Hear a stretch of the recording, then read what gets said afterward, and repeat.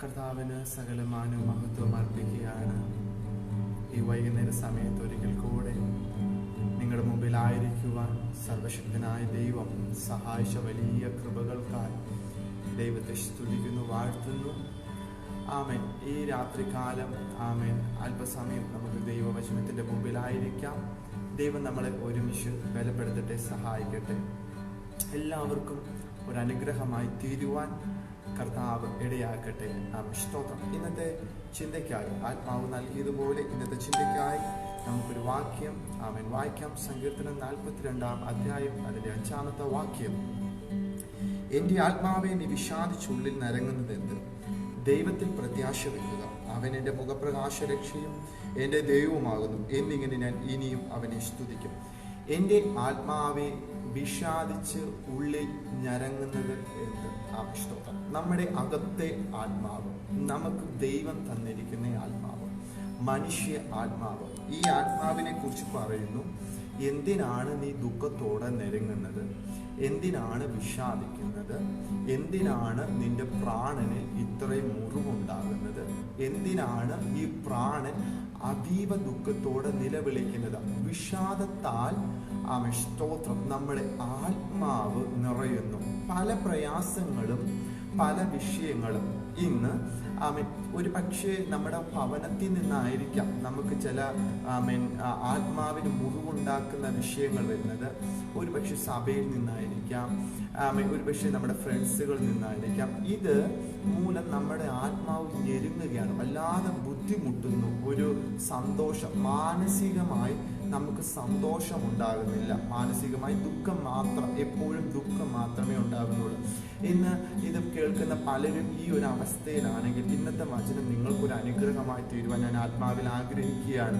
സങ്കീർത്തനം 42 അധ്യായം 5-ാമത്തെ വാക്യം പറയുന്നു, ഇങ്ങനെയുള്ള ആരെങ്കിലും ഉണ്ടെങ്കിൽ, ഇങ്ങനത്തെ ദുഃഖമുള്ള ആരെങ്കിലും ഉണ്ടെങ്കിൽ ദൈവത്തിൽ മാത്രം പ്രത്യാശ വയ്ക്കുക, ദൈവത്തെ ആശ്രയിക്കുക, ദൈവത്തെ നോക്കുക, ദൈവത്തിന്റെ കരുണയ്ക്കായി നോക്കി പാർക്കുക.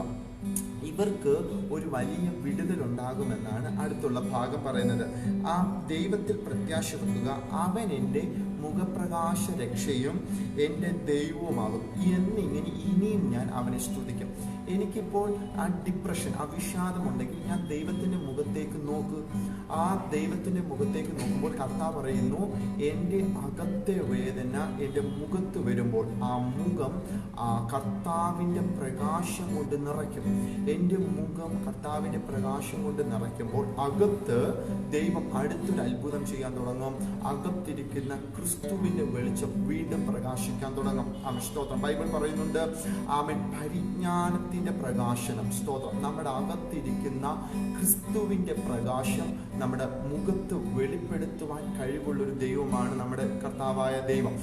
സ്തോത്രം. അതുകൊണ്ട് കർത്താവ് പറയുന്നു, നിങ്ങൾ എൻ്റെ മുഖത്തേക്ക് നോക്കിയാൽ സ്തോത്രം, നിങ്ങളുടെ മുഖം ഞാൻ മാറ്റും. വാടിയ മുഖം, ദുഃഖത്തോടെ ഇരിക്കുന്ന മുഖം, വേദനപ്പെട്ട മുഖം, സ്തോത്രം, ആമേൻ, കരയുന്ന മുഖം, ആമേൻ, പ്രയാസത്തോടിരിക്കുന്ന മുഖം, ഇങ്ങനെ പല വിധത്തിൽ അനുഭവപ്പെടുന്ന ഫേസ് റിയാക്ഷൻ കർത്താവ് ചേഞ്ച് ചെയ്ത് ആമേൻ അതൊരു ലൈറ്റാക്കി, ആമേൻ, നമ്മുടെ ഫേസ് ലൈറ്റാക്കി.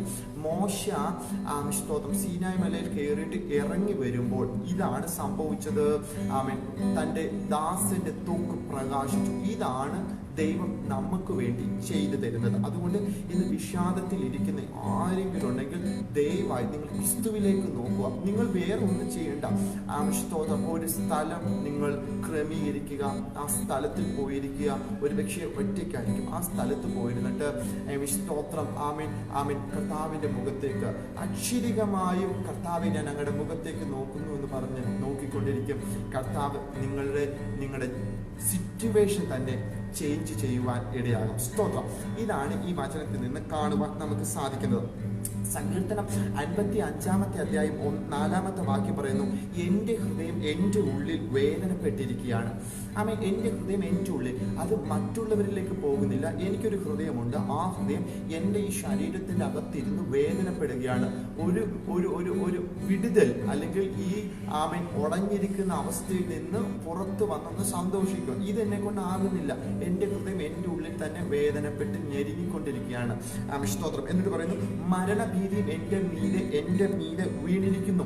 മരണഭീതി, ഹൃദയം ഇപ്പോൾ അവൻ ഭയപ്പെടുന്നതിനോടൊപ്പം, ഹൃദയം ഇപ്പോൾ നുറുങ്ങുന്നതിനോടൊപ്പം മരണഭയം മേളിൽ വരുന്നു. മരണഭയം, അയ്യോ ഞാൻ മരിച്ചു പോകും, അല്ലെങ്കിൽ കൊറോണ വന്ന് മരിച്ചു പോകും, അല്ലെങ്കിൽ മറ്റു രോഗങ്ങൾ വന്ന് മരിച്ചു പോകും. ഇല്ല. കർത്താവ് നമ്മളെ വിളിച്ചിരിക്കുന്നത് വഴിയിൽ വെച്ച് നശിപ്പിക്കാനല്ല, യേശു കർത്താവ് ആഗ്രഹിച്ചതുപോലെ തുറമുഖത്തെത്തിക്കാൻ വേണ്ടിയാണ്. 1 കൊരിന്ത്യർ പറയുന്നു, അവൻ നിങ്ങളെ, സ്തോത്രം, അവൻ നിങ്ങളെ അവസാനത്തോളം ഉറപ്പിക്കുന്ന ഒരു കർത്താവാകുന്നു. നമ്മുടെ കർത്താവ് അവൻ 33.5 വർഷവും വിശ്വസ്തയോടെ ഭൂമിയിൽ ജീവിച്ചെങ്കിൽ ആ കർത്താവിനെ വിളിക്കുന്ന മക്കൾ അതുപോലെ തന്നെ ജീവിക്കത്തുള്ളൂ. നമ്മൾ അങ്ങനെ വിശ്വസിക്കാം. ഇടയ്ക്ക് വീഴുമെന്നല്ല നമ്മൾ വിശ്വസിക്കേണ്ടുന്നത്. നമ്മുടെ അപ്പൻ നിന്നതുപോലെ അപ്പൻ നമ്മളെ നിർത്തുമെന്ന് വിശ്വസിച്ചാൽ മതി. അങ്ങനെ ഹൃദയമുള്ളിൽ ഇങ്ങനെ വേദനപ്പെടുന്നു, അവർക്ക് മരണഭയം വരുന്നു. 5-ാമത്തെ വാക്യം പറയുന്നു, ഭയോ വിറയലും അവരെ പിടിച്ചിരിക്കുന്നു, പരിഭ്രമം അവരെ മൂടിയിരിക്കുന്നു. ഇവർക്ക് മരണഭയം മാത്രമല്ല, ഇവിടെ ഹൃദയം നുറുങ്ങുന്നത് മാത്രമല്ല, ഇവർക്കിപ്പോൾ ഭയവും വിറയലും ഉണ്ട്. ശരീരം വിറയ്ക്കുന്നു, പേടിയാണ്. രാത്രി 6 മണി കഴിയുമ്പോൾ ഭയം, രാത്രി ഉറങ്ങാൻ നേരത്ത് ഭയം, ഒറ്റയ്ക്ക് നിൽക്കുമ്പോൾ ഭയം. സ്തോത്രം, ആമേൻ ആമേൻ ആമേൻ. ഇരുട്ട് റൂമിലോട്ട് കയറിയാൽ ഭയം, ആമേൻ ആമേൻ. ബസ്സിൽ കയറുവാൻ ഭയം, ഒറ്റയ്ക്ക് യാത്ര ചെയ്യുവാൻ ഭയം. സ്തോത്രം, പല വിധത്തിൽ ഇവർക്ക് ഭയം മാത്രമല്ല, ഇവർക്ക് വിറയലാണ്. ഇവർക്ക് നേരായ ധൈര്യത്തോടെ ഒരു കാര്യം ഇവർക്ക് ചെയ്യുവാൻ കഴിയുന്നില്ല.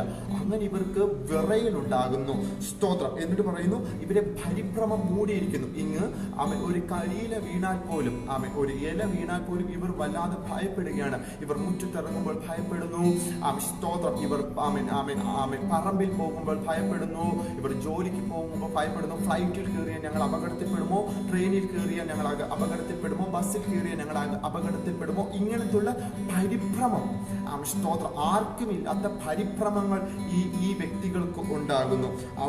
അവരുടെ ചിന്ത എന്താണെന്ന് ചോദിച്ചാൽ, ഞങ്ങൾക്കൊരു ചിറകുണ്ടായിരുന്നുവെങ്കിൽ, 6-ാമത്തെ വാക്യം പറയുന്ന പോലെ, പ്രാവിനെ പോലെ ചിറകുണ്ടായിരുന്നുവെങ്കിൽ ഞങ്ങൾ പറന്നുപോയി വിശ്രമിക്കും, എങ്ങനെയെങ്കിലും രക്ഷപ്പെടാം. സ്തോത്രം. ദൈവമേ, ചിലർ അങ്ങനെ പ്രാർത്ഥിക്കും, കർത്താവേ എനിക്കിത് താങ്ങാൻ വയ്യ, എനിക്ക് പരീക്ഷ, ഈ പ്രശ്നങ്ങൾ താങ്ങാൻ കഴിയുക, എൻ്റെ ആയുസ്സിനെ എടുക്കണമേ എന്ന് പലരും ഇങ്ങനെ പ്രാർത്ഥിക്കാറുണ്ട്. എങ്ങനെയെങ്കിലും ഒരു വിശ്രമം, എങ്ങനെയെങ്കിലും ഒന്ന് മേലോട്ട് പോയാൽ മരിച്ച് എങ്ങനെയെങ്കിലും മേലോട്ട് പോയാൽ ഇങ്ങനെ പലരും പറയുന്ന ഒരു കാര്യമുണ്ട്. ദൈവമക്കളെ, അതിൽ നിന്ന് നമ്മളൊരു രഹസ്യം മനസ്സിലാക്കുക. നമ്മുടെ കർത്താവ് നമുക്കിട്ടിരിക്കുന്ന 70, 80, 120 ഏത് വർഷമായാലും ആ വർഷം വരെ ജീവിക്കാനാണ്, ദീർഘായുസ്സോടെ ജീവിക്കാനാണ് ദൈവം നമുക്കിട്ടിരിക്കുന്ന അനുഗ്രഹം. അബ്രഹാമിന്റെ സന്തതിയെ നിങ്ങൾ അനുഗ്രഹിക്കപ്പെടും. ഇങ്ങനത്തെ അനുഗ്രഹങ്ങളാണ് കർത്താവ് തമ്പുരാൻ നമുക്കിട്ടിരിക്കുന്നത്. അങ്ങനെയെങ്കിൽ സ്തോത്രം, നമ്മൾ ഇടയ്ക്ക് ഇങ്ങനത്തെ പ്രയാസങ്ങൾ വരുമ്പോൾ വേഗത്തിൽ മരിച്ചു പോയാൽ മതി, അല്ലെങ്കിൽ തീർന്നു പോയാൽ മതി, എന്തിനാ ജീവിക്കുന്നത്, ഇങ്ങനെ എന്തിനു പറയുന്നു? അങ്ങനെ പറയുന്നുവെങ്കിൽ ഇതിൽ ഒരു രഹസ്യം എന്ന് പറഞ്ഞോട്ടെ. സ്തോത്രം. വെളിപ്പാട് പുസ്തകം പറയുന്ന പോലെ സ്തോത്രം, ഇന്നും ഒരു പക്ഷെ നാം ആഗ്രഹിച്ചു മരിക്കുക, ദൈവം നമ്മുടെ പ്രാണനെ എടുക്കുക. നമ്മുടെ നാവിലാണ് മരണവും ജീവനും ഇരിക്കുന്നത്. നമ്മൾ പറയുന്ന പോലെ സംഭവിക്കുവാൻ ഇടയാകും. അതിലൊക്കെ ഒരു സത്യമായ കാര്യങ്ങളാണ്. നമ്മളിപ്പോൾ മരിച്ചുപോയി. സ്തോത്രം. കർത്താവിന്റെ വരവ് എന്നാണെന്ന് അറിയുന്നില്ല. നമ്മൾ മരിച്ചുപോയി. യാതന സ്ഥലമുണ്ട്, പരദീസയുണ്ട്, അബ്രഹാമിന്റെ മടിയുണ്ട്. അപ്പോൾ കുറ്റം ചെയ്തവൻ, മനഃപൂർവ്വമായി മരണത്തെ വിളിച്ചു വരുത്തിയവൻ, ഇവൻ എന്തുവായാലും ഒരു ആത്മഹത്യക്ക് തുല്യമായുള്ള പ്രവണത ഇവനിലുള്ളത്. ഞാൻ എങ്ങനെയെങ്കിലും മരിച്ചാൽ മതി. അത് യഥാർത്ഥത്തിൽ പറഞ്ഞാൽ പ്രശ്നങ്ങൾ കൊണ്ട് മരിച്ചാൽ മതി എന്ന് പറയുന്നവർ ആത്മഹത്യയാണത്. സ്തോത്രം. ഇവർ യാതന സ്ഥലത്തെ പോകത്തുള്ളൂ. യേശുവിന് വരവെന്ന ആ വർഷം നമുക്കറിയത്തില്ല. അതിനുശേഷം 7 വർഷക്കാലമുണ്ട്, അതിനുശേഷം 1000 വർഷക്കാലമുണ്ട്, അതിനുശേഷമാണ് ജഡ്ജ്മെന്റ് വരുന്നത്. അപ്പോൾ ഏകദേശം ആ ഒരു കണക്ക് വെച്ച് നോക്കിയാൽ 1007 വർഷം യാതന സ്ഥലത്ത് കിടക്കണം. പിന്നെ കർത്താവിന് വരും ആ വർഷം എത്ര നമുക്ക് കണക്കൂട്ടാൻ അറിയത്തില്ല. ഇത്രയും വർഷം യാതന സ്ഥലത്ത് കിടക്കണം. അതേസമയം അവിടെ പോയി കിടന്ന് യാതന സ്ഥലത്ത് കിടന്ന് അനുഭവിക്കുന്നതിനേക്കാളും ഇവിടെ കിടന്ന് 70, 80 വർഷം എത്ര പ്രശ്നം വന്നാലും, കർത്താവേ നിന്റെ ഹിതം എന്നിൽ സമ്പൂർണ്ണമാകണം, ഇല്ല അപ്പം നീ എന്നെ വിടുവിക്കും. അങ്ങനെ പ്രാർത്ഥിച്ച് ഒരു ആത്മഹത്യ പ്രവണതയല്ല നമുക്ക് ഉണ്ടാകേണ്ടത്. എങ്ങനെയെങ്കിലും മരിച്ചു പോയാൽ മതി എന്നല്ല നമ്മൾ പറയേണ്ടത്. കർത്താവ് എനിക്ക് തുണ, ഞാൻ ആരെ പേടിക്കും? കർത്താവ് എന്റെ ജീവന്റെ ബലം, ഞാൻ ആരെ ഭയപ്പെടും? എന്നെ ശക്തനാക്കുന്നവൻ മുഖാന്തരം ഞാൻ സകലത്തിനും മതിയാകുന്നു. കർത്താവ് ഇട്ടിരിക്കുന്ന ആയുസ് വരെ എന്നെക്കൊണ്ട് കർത്താവ് ജീവിപ്പിക്കും. സ്തോത്രം. ഈ ജീവിതം മറ്റുള്ളവർക്കൊരു യാഗമായി മാറുമ്പോൾ, മറ്റുള്ളവർക്കൊരു സ്തോത്രം സാക്ഷിയായി മാറുമ്പോൾ കർത്താവിന്റെ നാമം മഹത്വപ്പെടും. അതുകൊണ്ട് ഇങ്ങനത്തെ വിഷാദങ്ങളുണ്ടെങ്കിൽ നിങ്ങൾ ദയവായി കർത്താവിന്റെ മുഖത്തേക്ക് നോക്കുക. നമുക്ക് മർക്കോസിന്റെ സുവിശേഷം, ലൂക്കോസിന്റെ സുവിശേഷം, മത്തായി സുവിശേഷം, യോഹന്നാന്റെ സുവിശേഷത്തിലും സ്തോത്രം ഒരു കർത്താവും ശിഷ്യന്മാരുമായിട്ടുള്ള ഒരു സ്തോത്രം ഒരു വിഷയം, അല്ലെങ്കിൽ അവർ തമ്മിലുള്ള ഒരു പ്രാർത്ഥനയുടെ ഒരു കാര്യം കാണുന്നുണ്ട്. സ്തോത്രം ഗെത്സമന തോട്ടത്തിൽ വെച്ച് സ്തോത്രം ഇവർ കർത്താവും ശിഷ്യന്മാരും ഒരുമിച്ച് ക്രൂശിക്കപ്പെടുന്ന സമയത്തിന് മുമ്പേ ഒരുമിച്ചായിരിക്കുമ്പോൾ അവിടെ ഒരു കാര്യം കാണുന്നുണ്ട്. യേശു കർത്താവ് ശിഷ്യന്മാരോട് പറയുന്നുണ്ട്, നിങ്ങൾ പ്രാർത്ഥിക്കുക. നമുക്ക് മത്തായി സുവിശേഷത്തിൽ കാണുന്നുണ്ട്.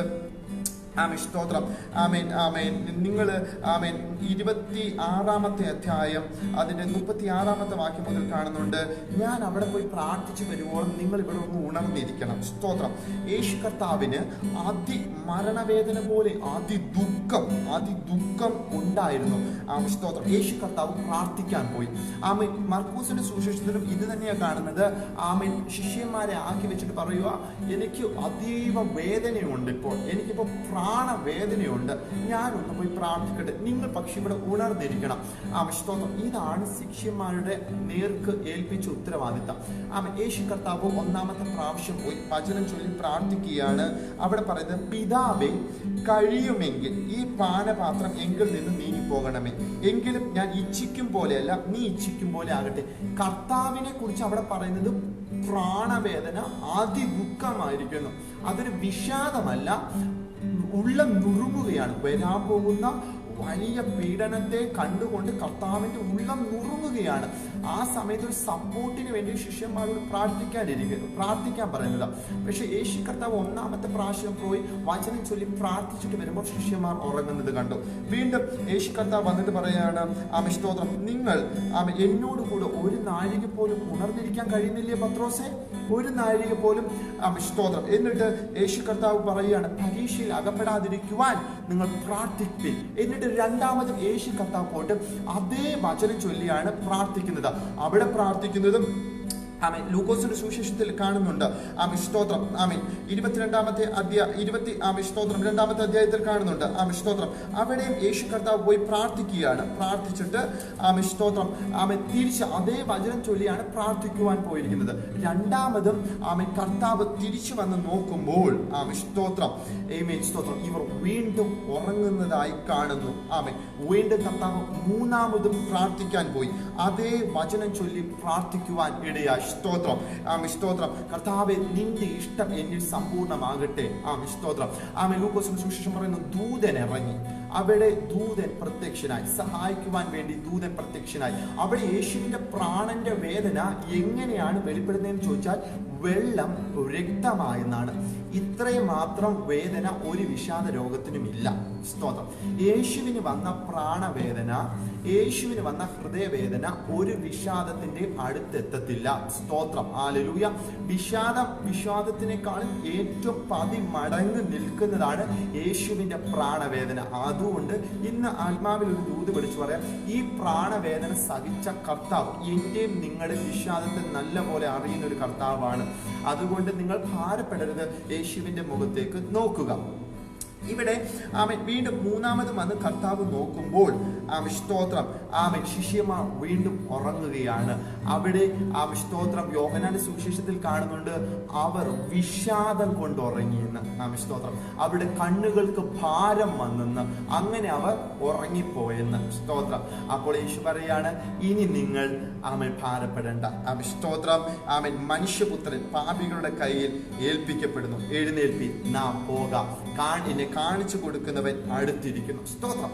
അവിടെ ശിഷ്യന്മാർ വിഷാദം കൊണ്ട് ഉറങ്ങി എന്നാ പറയുന്നത്. നമ്മൾ ചില വാക്കുകൾ നോക്കിയാൽ സ്തോത്രം ലൂക്കോസിൽ കാണുന്ന പോലെ ഉറങ്ങുന്നു, നേരം നോക്കാതെ. വിഷാദം വരുമ്പോൾ നേരം നോക്കാതെ ആലയത്തിലാണോ, പ്രാർത്ഥനയ്ക്കാണോ, ജോലിയിലാണോ എന്നൊന്നും നോക്കത്തില്ല. നേരം നോക്കാതെ ഉറങ്ങും. സഹായിക്കാൻ ആരെയും നിൽക്കത്തില്ല. ഉറ്റ സ്നേഹിതന്മാരോട് കരുണ കാണിക്കത്തില്ല. വിഷാദം വരുന്നവരുടെ ചിന്താഗതികളാണത്. പിന്നെ അവർ പരീക്ഷയിൽ അകപ്പെടും. പത്രോസിനോട് പറഞ്ഞു, ശീമോനെ, നീ ഉണർന്നിരുന്ന് പ്രാർത്ഥിപ്പിൻ. പക്ഷെ പത്രോസ് അങ്ങനെ പ്രാർത്ഥിക്കാത്തത് കൊണ്ട് യേശുവിനെ പിടിക്കാൻ വന്ന മൽക്കോസിനെ ചെവി വെട്ടുവാനിടയായി. ആമേൻ. നമ്മൾ സ്തോത്രം ഈ വിഷാദം കൊണ്ട് നമ്മൾ പ്രാർത്ഥിക്കാതിരുന്നാൽ നമ്മൾ മറ്റു പലരെ ഉപദ്രവിക്കും. നമ്മളെല്ലാം വിചാരിക്കുന്നത് മറ്റു പലരും നമ്മളെ ഉപദ്രവിക്കുന്നു. അല്ലല്ല, നമ്മൾ അവരെ ഉപദ്രവിക്കുവാൻ ഇടയാകുന്നു. സ്തോത്രം. അതുകൊണ്ടാണ് പ്രാർത്ഥിക്കുക, വിഷാദത്തെ ഓവർകം ചെയ്യുവാൻ വേണ്ടി ക്രിസ്തുവിന്റെ മുഖത്തേക്ക് നോക്കുക. ഇല്ലെങ്കിൽ നാം മറ്റു പലരുടെയും ചെവികൾ മുറിക്കുന്ന വിധത്തിലേക്ക് നമ്മുടെ മൈൻഡ് മാറുവാൻ ഇടയാകും, ക്യാരക്ടർ മാറുവാൻ ഇടയാകും. എന്നിട്ട് ലോകത്തിന്റെ മോഹത്തിൽ അകപ്പെടും. സ്തോത്രം. ഹല്ലേലൂയ. പരീക്ഷയിൽ അകപ്പെടുകയാണ്. വിഷാദത്തിൽ ഇരിക്കുന്നവർ പരീക്ഷയിൽ അകപ്പെടുകയാണ്. അവർ ആഹാരത്തിന് വേണ്ടി എന്തും ചെയ്യും. സ്തോത്രം.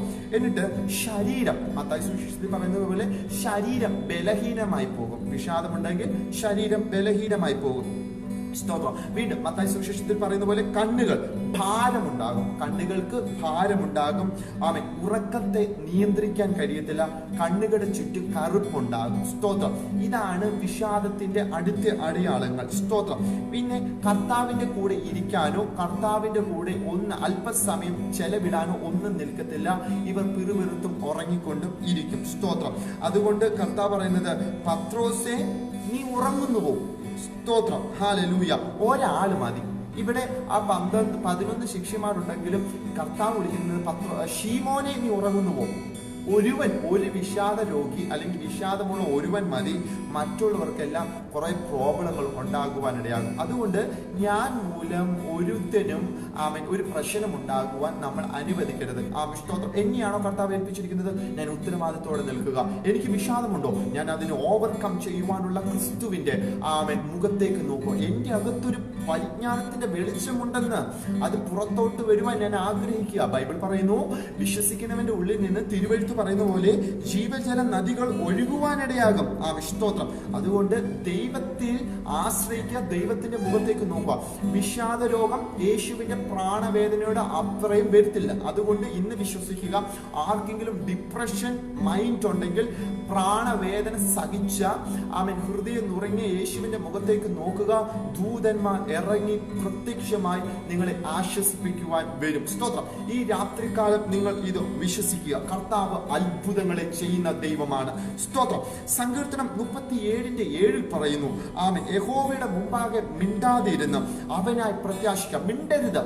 നിങ്ങൾക്ക് വിഷാദമാണോ? മിണ്ടരുത്. പ്രാർത്ഥിക്കുക. സ്തോത്രം. പ്രത്യാശിക്കുക. സ്തോത്രം. കാര്യസാധ്യം പ്രാപിക്കുന്നവരെയും ദുരുപയോഗം പ്രയോഗിക്കുന്നവരെയും കുറിച്ച് നീ മുഷിയരുത്. കാര്യസാധ്യത്തിന് വേണ്ടി പ്രാർത്ഥിക്കാൻ വരുന്നവരുണ്ട്. അവരെ കണ്ടിട്ട് നീ മുഷിയുവാനിടയാകരുത്. ദുരുപയോഗം പ്രയോഗിച്ച് ദൈവസന്നിധിയിൽ വരുന്നവരെ അല്ലെങ്കിൽ മറ്റുള്ള ദൈവദാസന്മാരെ ഉപദ്രവിക്കുന്നവരെ നീ അവരെ കണ്ടിട്ട് നീ മുഷിയരുത്. അതെല്ലാം നിനക്ക് വിഷാദം ഉണ്ടാക്കുവാനുള്ള റീസൺസ് ആണ്. സ്തോത്രം. കാര്യസാധ്യം പ്രാപിക്കുന്നവനെ കണ്ടിട്ട് മുഷിഞ്ഞാൽ നീ ഡിപ്രഷനിലോട്ട് പോകും. 2, ദുരുപയോഗം പ്രയോഗിച്ച് ദൈവസന്നിധിയിൽ വന്ന് കലഹമുണ്ടാക്കുന്നവനെ കണ്ട് നീ മുഷിയരുത്. അത് നിന്നെ വിഷാദത്തിലോട്ട് കൊണ്ടുപോകും. അതെല്ലാം കണ്ടിട്ട് നീ മിണ്ടാതിരിക്കുക. യഹോവയിൽ പ്രത്യാശ വെക്ക്. അവൻ ഇറങ്ങി പ്രവർത്തിക്കുവാൻ ഇടയാകും. ബൈബിൾ പറയുന്നു, നിങ്ങൾ മൗനമായിരുന്ന് യഹോവ ആരെന്ന് അറിഞ്ഞുകൊള്ളുവേ. സ്തോത്രം. വിലാപങ്ങളുടെ പുസ്തകം 3-ാം അധ്യായം 24-ാമത്തെ വാക്യം. വിലാപങ്ങളുടെ പുസ്തകം 3-ാം അധ്യായം 24-ാമത്തെ വാക്യം. യഹോവ എന്റെ ഓഹരി എന്ന് എന്റെ ഉള്ളം പറഞ്ഞു. കണ്ടോ? നമുക്ക് വിഷാദം ഹൃദയത്തിലുണ്ടെങ്കിൽ നമ്മൾ പറയണം, കൺഫസ് ചെയ്യുക, വിശ്വാസത്തിന്റെ പ്രഖ്യാപനം ചെയ്യുക. യഹോവയാണ് എന്റെ ഓഹരി എന്ന് എന്റെ ഉള്ളം കൊണ്ട് പറയണം. നേരത്തെ ഒരു വാക്യം വായിച്ചു, ഹൃദയം എന്റെ ഉള്ളത്തിൽ ഇരുന്ന് ഞെരുങ്ങുന്നു എന്ന്. അപ്പൊ എന്റെ ഹൃദയത്തിൽ എന്താണ് ഇരിക്കുന്നത്? സ്തോത്രം. ബൈബിൾ പറയുന്നു, മഹത്വത്തിന്റെ പ്രത്യാശയായി ക്രിസ്തു നിങ്ങളുടെ ഉള്ളിൽ ഇരിക്കുന്നു. മഹത്വത്തിന്റെ പ്രത്യാശയായി ക്രിസ്തു എന്റെ ഉള്ളിൽ ഇരിക്കുന്നു. എന്റെ ഹൃദയത്തിൽ ഇരിക്കുന്നത് ആരാണ്? ക്രൈസ്റ്റ് ആണ്. ഹോപ്പ് ഓഫ് ഗ്ലോറി ക്രൈസ്റ്റ് ആണ്. ഈ ക്രൈസ്റ്റ് ഇരിക്കുന്നിടത്തോളം ഞാൻ പറയേണ്ടത് എന്താണ്? വിലാപങ്ങളുടെ പുസ്തകം 3-ാം അധ്യായം 24-ാമത്തെ വാക്യം പറയുന്ന പോലെ, യഹോവ എന്റെ ഓഹരി. സ്തോത്രം.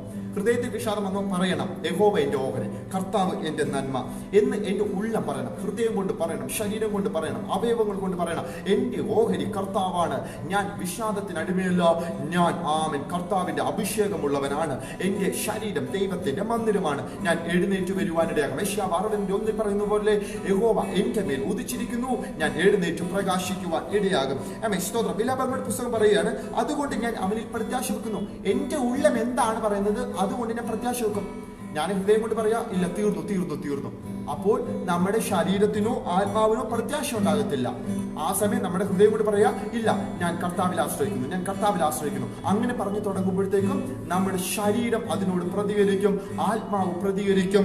ആമേൻ, ആമേൻ, സ്തോത്രം. അവർക്ക് പ്രത്യാശയുണ്ടാകും. സ്തോത്രം. ശരീരത്തിനും ആത്മാവിനും പ്രത്യാശ ഉണ്ടാകുവാൻ ഇടയാകും. സ്തോത്രം. 3:25 പറയുന്നു, തന്നെ കാത്തിരിക്കുന്നവർക്കും തന്നെ അന്വേഷിക്കുന്നവനും യഹോവ നല്ലവൻ. ദൈവത്തെ കാത്തിരിക്കുക, ദൈവത്തെ അന്വേഷിക്കുക. ബൈബിൾ പറയുന്നു, യഹോവയെ കാത്തിരിക്കുന്ന ശക്തിയെ പുതുക്കും, അവർ കഴുകന്മാരെ പോലെ ചിറകടിച്ച് ഉയരുവാനിടയാകും. ആമേൻ. യഹോവയെ അന്വേഷിക്കുന്നവൻ ആരുണ്ട്? ദൈവം നോക്കുകയാണ്. ദൈവത്തെ അന്വേഷിക്കുന്ന ബുദ്ധിമാനുണ്ടോ? നീ ഒരു ബുദ്ധിമാനാണെങ്കിൽ ദൈവത്തെ അന്വേഷിക്കാം. നീ ഒരു കാത്തിരിക്കുവാൻ ആഗ്രഹമുള്ള വ്യക്തിയാണെങ്കിൽ നിനക്ക് ശക്തി പകരുവാനിടയാകാം. ആമേൻ. നീ കാത്തിരിക്കുക, നിന്റെ മേലെ ആത്മശക്തി പകരും, ഡിപ്രഷൻ ഓടിപ്പോകും. നീ കർത്താവിനെ അന്വേഷിക്കുക, നിന്നെ കർത്താവ് ബുദ്ധിയും ജ്ഞാനം കൊണ്ട് നിറയ്ക്കും. നിന്റെ അകത്ത് നിന്ന് ഡിപ്രഷൻ ഓടിപ്പോകുവാൻ ഇടയാകാം. ഇത് ദൈവത്തിന്റെ അരുളപ്പാടാണ്. യഹോവയുടെ അരുളപ്പാട് നിങ്ങൾക്കാണ് വെളിപ്പെടുന്നത്. പരിശുദ്ധാത്മാവ് നിങ്ങളോട് ആലോചന പറയുമ്പോൾ നിങ്ങൾ കൂടുതലായി കാത്തിരിക്കുക, അന്വേഷിക്കുക, ദൈവത്തിൽ നിന്ന് ജ്ഞാനം പ്രാപിക്കുക, ദൈവത്തിൽ നിന്ന് ശക്തി പ്രാപിക്കുവാൻ ഇടയാകട്ടെ. അതുകൊണ്ട് തന്നെ കാത്തിരിക്കുന്നവർക്ക്, തന്നെ അന്വേഷിക്കുന്നവർക്ക് യഹോവ നല്ലവൻ. യേശു എനിക്ക് നല്ലവനാണ്.